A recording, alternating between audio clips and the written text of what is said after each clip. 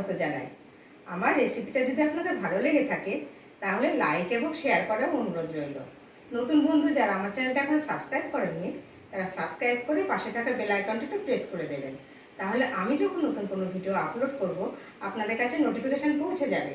আর পুরনো বন্ধু যারা আমার চ্যানেলটা সাবস্ক্রাইব করে অলরেডি আমার পাশে আছেন তাদেরকে অসংখ্য ধন্যবাদ। আজকে আমি একেবারে নিরামিষ একটা রেসিপি নিয়ে এসেছি, মুগ ঝিঙের ঘন্ট। ভাত বা রুটির সাথে দারুণ লাগবে খেতে। চলুন দেখে নেবেন রেসিপিটা।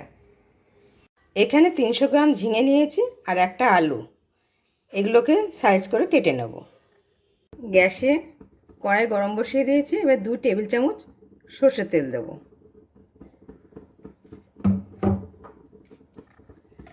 তেলটা গরম হয়ে গেছে, এবার আলুগুলোকে এরকম লম্বা লম্বা টুকরো করে নিয়েছি, সেটা নুন হলুদ দিয়ে ভেজে নেব।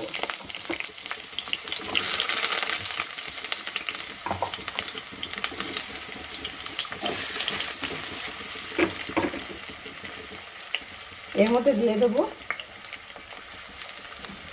সামান্য নুন আর হলুদ দিয়ে আলুটাকে ভেজে নেবো লাল করে। আলুগুলো ভাজা হয়ে গেছে, এবার তুলে নেব। ওই তেলের মধ্যে দিয়ে দেবো ফোড়ন, 2টো শুকনো লঙ্কা, তেজপাতা আর 1/2 চামচ পাঁচফোড়ন।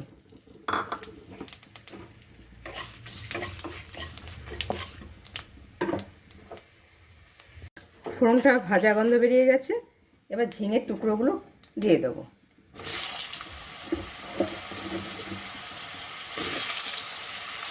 দু 3 মিনিট একটু ভেজে নেব। ঝিঙেটা 3-4 মিনিট ভেজে নিলাম, এবার এর মধ্যে দিয়ে দেবো 1 কাপ মুগ ডাল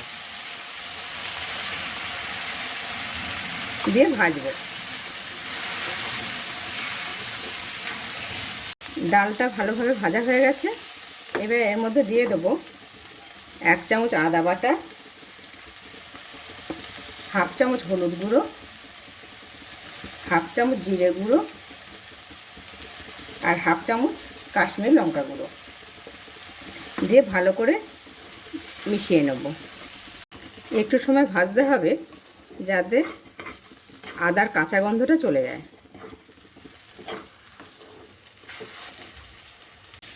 আদার কাঁচা গন্ধটা চলে গেছে, এবার অল্প অল্প জল মিশিয়ে কষবো,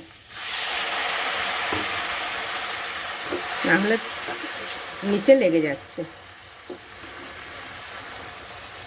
সব ভালোভাবে কষা হয়ে গেছে, এবার দিয়ে দেবো 4টে কাঁচা লঙ্কা, পরিমাণ মতো নুন দিয়ে দেবো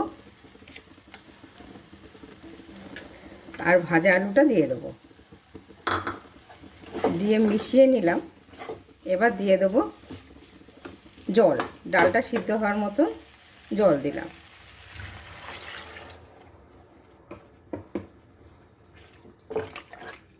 ফুটে গেছে, এবার 10 মিনিটের জন্য ঢেকে দেবো। 12 মিনিট মতো কম আঁচে ঢেকে দিয়েছিলাম।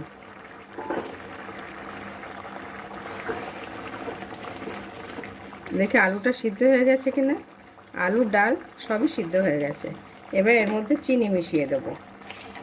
নিরামিষ রান্না একটু চিনি না হলে ভালো লাগে না। 1 চামচ মতো চিনি দিয়ে দিলাম। এবার দিয়ে দেবো ঘি, 1 চামচ, চা চামচে 1 চামচ ঘি দিয়ে দিলাম।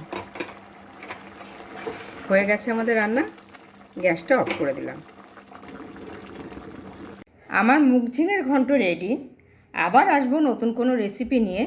সকলে ভালো থাকবেন, সুস্থ থাকবেন। নমস্কার।